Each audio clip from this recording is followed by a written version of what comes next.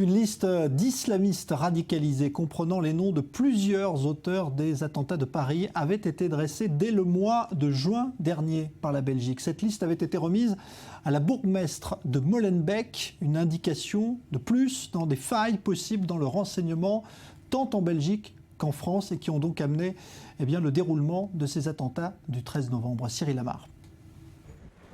Prédicateurs, islamistes radicaux, djihadistes de retour ou en partance pour la Syrie.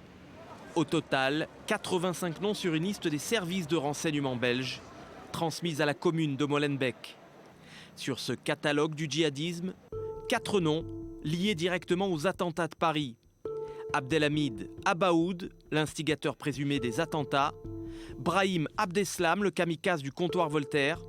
Son frère Salah, toujours fugitif. Et Mohamed Abrini, qui fait l'objet d'un mandat d'arrêt international. Une liste obtenue à la demande de la bourgmestre de Molenbeek dès le mois de juin dernier, après le démantèlement de la cellule de Verviers en début d'année et plus de 5 mois avant les attentats de Paris. C'était important pour nous, autorités locales, d'avoir des informations sur ces individus, d'avoir une vue d'ensemble sur la situation, de pouvoir identifier ces personnes pour notamment les radier si elles étaient présumées parties en Syrie, pour pouvoir également prendre des mesures, notamment de fermeture par rapport à leurs établissements, par rapport à leur logement. Des mesures administratives importantes, certes, mais Molenbeek et sa petite centaine de policiers avaient-ils réellement les moyens de lutter efficacement contre le terrorisme? Alors après l'émotion, place aux interrogations. Comment ces individus dangereux ont-ils pu aller et venir en Syrie avec une facilité déconcertante? Pourquoi, face à un tel niveau de danger, n'ont-ils jamais été inquiétés par la police fédérale? Autant de lacunes, outre qu'Evrin, qui mettent en lumière des dysfonctionnements sur l'analyse et le traitement des informations. 2 semaines après les attentats de Paris, de nombreuses questions restent encore en suspens. Alors des questions justement et des réponses, on va essayer d'en obtenir tout de suite. On est en ligne avec Corinne Torrekens, qui est enseignante à l'Université libre de Bruxelles, spécialiste des réseaux djihadistes. Bonsoir. Quand vous entendez justement cette liste qui avait été dressée dès le mois de juin et qui comprenait plusieurs des auteurs des attentats de Paris, où, à votre avis, se situe la faille aujourd'hui? En Belgique, en France, au niveau européen? Là, écoutez, c'est plutôt une question pour quelqu'un qui est spécialiste des services de renseignement ou des aspects sécuritaires. Mais donc, c'est clair que c'est assez surprenant. Et que donc, il y a un certain nombre de difficultés d'information, que ce soit au niveau européen, mais ça, on le savait, mais déjà, ne serait-ce que sans doute, au niveau, en Belgique, où ces informations ne semblent pas avoir été traitées correctement. Mais ce qui étonne quand même, c'est de voir qu'on donne comme ça à une mairie, finalement Molenbeek, où ce quartier où sont regroupés apparemment le cœur de ces réseaux, cette information qui est une information extrêmement sensible. Est-ce que pour vous, il n'y a pas un problème quand même de fonctionnement là dans l'établissement de la sécurité? Oui, sans doute, mais encore une fois, je me permets de rappeler que moi je ne suis pas spécialiste des questions de sécurité.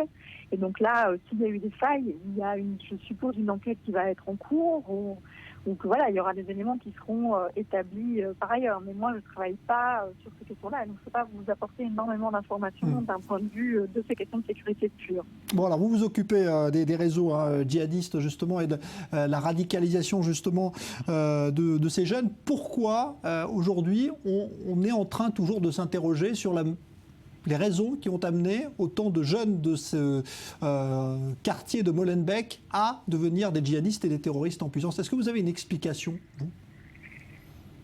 Alors oui, heureusement, il y a des explications. Donc d'abord, si on cherche des explications, c'est que surtout on veut pouvoir prévenir le phénomène, et si on veut le prévenir, il faut d'abord pouvoir le comprendre. Et donc je voudrais quand même préciser que c'est pas que Molenbeek. Il y a quelques mois en Belgique, on a eu Verviers qui était à l'avant-plan médiatique, et les premiers départs se sont plutôt passés dans des villes néerlandophones comme Vilvoorde et Anvers. C'est Anvers qui a été surtout le champ de bataille de Sharia for Belgium, par exemple. Donc il faut pouvoir un petit peu nuancer les choses. Donc pour aller très vite, il y a 4 ensembles d'éléments qu'il font qu'un individu peut être attiré par ce type de perspective. Il y a d'abord des dimensions géopolitiques. C'est assez simple à comprendre. Il y a ce qui se passe en Syrie. Il y a aussi le conflit israélo-palestinien, évidemment. Là-dessus, les groupes radicaux vont venir apporter des lectures simplistes, manichéennes, vont venir chatouiller ces éléments identitaires. Mais il y a aussi après des questions, on le voit bien dans les profils, le fait d'avoir des personnalités plus instables, plus agressives, plus impulsives. On voit bien que certains terroristes ont eu un passé de délinquance. Et bien tout ça, ça peut l'expliquer aussi. Une forme de malaise identitaire, toutes les questions de discrimination, de chômage, tout ça crée des ressentiments, une envie d'en découdre avec la société. Troisième élément de facteur, c'est beaucoup plus le fait, et ça il faut pouvoir le comprendre aussi, qu'un groupe radical, eh bien, il fournit des choses à un individu, à des individus qui sont en malaise et qui se posent un certain nombre de questions. Des clés de lecture, encore une fois, manichéennes, simplistes, je suis d'accord, mais elles existent. Le fait de faire groupe, une identité prête à l'emploi, etc. Donc ça veut dire que le groupe répond à un certain nombre de besoins. Enfin, il y a très souvent un déclencheur, un divorce, un décès, quelque chose qui fait qu'on peut tomber plus facilement dans ce type de perspective. Donc tout ça, c'est un schéma qui peut expliquer que ces individus se retrouvent perméables lorsqu'ils font des mauvaises rencontres, comme on le voit dans les filières de Molenbeek.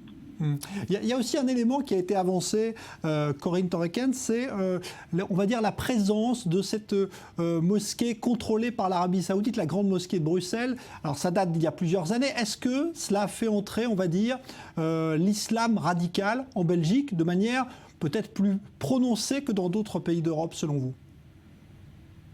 Non, pas du tout. Donc mettre la grande mosquée de Bruxelles dans le même sac que les djihadistes, c'est vraiment d'abord faire preuve d'une méconnaissance totale du phénomène djihadiste en Europe, mais c'est surtout faire preuve d'une méconnaissance totale de l'islam en Belgique. Donc c'est vraiment de l'ignorance sur deux plans.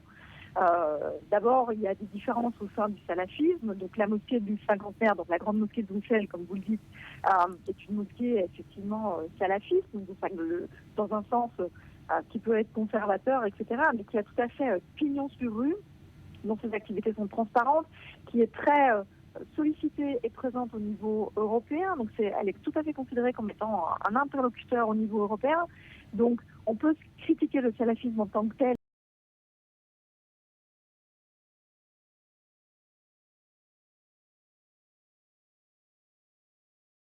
Ce n'est pas le salafisme